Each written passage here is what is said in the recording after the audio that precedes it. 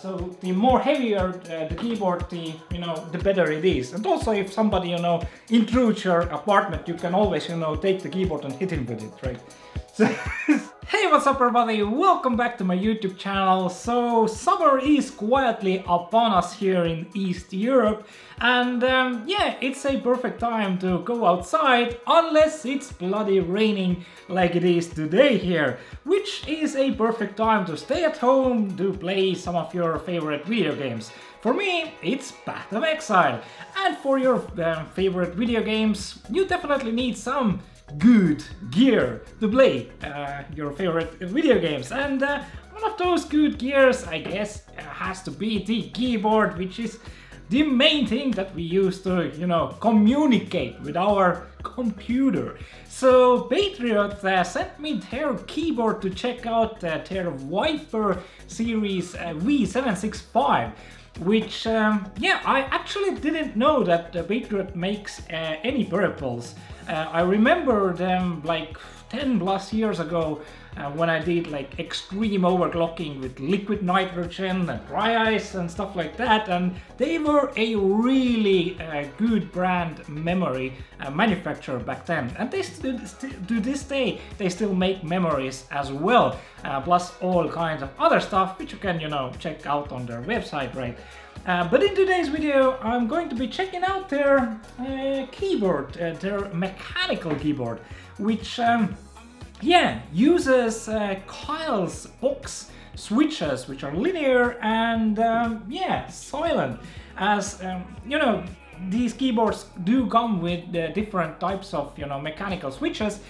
This one here is with the red switches, so it's pretty quiet, it doesn't have the click of mechanical keyboards, but it's like a proper mechanical red switch, right?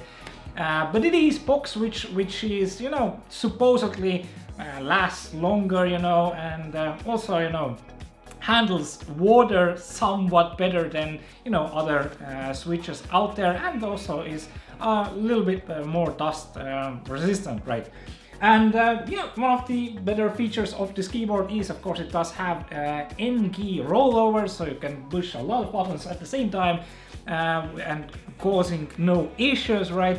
But yeah, overall, it's a $90 keyboard, 90 euros, or around 90 euros in Europe, right? And for that price, I mean, it's pretty decent RGB keyboard. It is on the budget side, right? It does have RGB, it is mechanical, has N-key rollover technology, and also has a pretty proper RGB software system from Patriot, which I really actually like, because a lot of big manufacturers out there, they tend to do everything perfect, but then the software side of things is lackluster, really lacking in features, But with this Viper series, I was amazed, because the software has so much different, different styles for your RGB, which is really nice if you're, buying a RGB keyboard, right?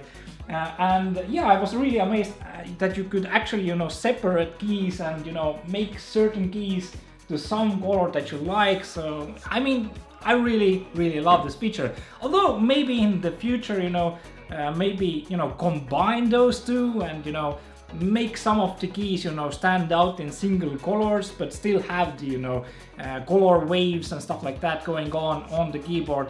So maybe mix and match software update in the future, which is pretty easy to do with a firmware update or something like that. Other than that, I mean, yeah, the design is pretty okay for a cheap RGB mechanical keyboard, right? And it does have this this magnetic wrist rest, which is totally useless. Why it's totally useless? Well, if you put it here and put your wrists here, your wrists do not touch the wrist rest. Your thumbs might touch it, but not your wrists.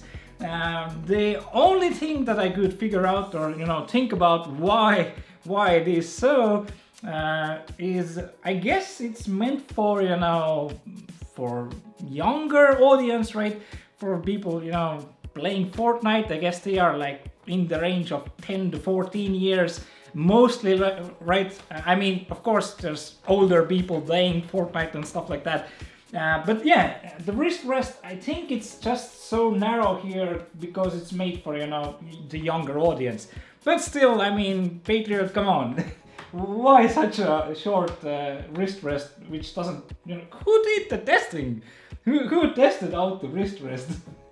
And the magnetic wrist rest is kind of neat, but it does, you know, move around a lot.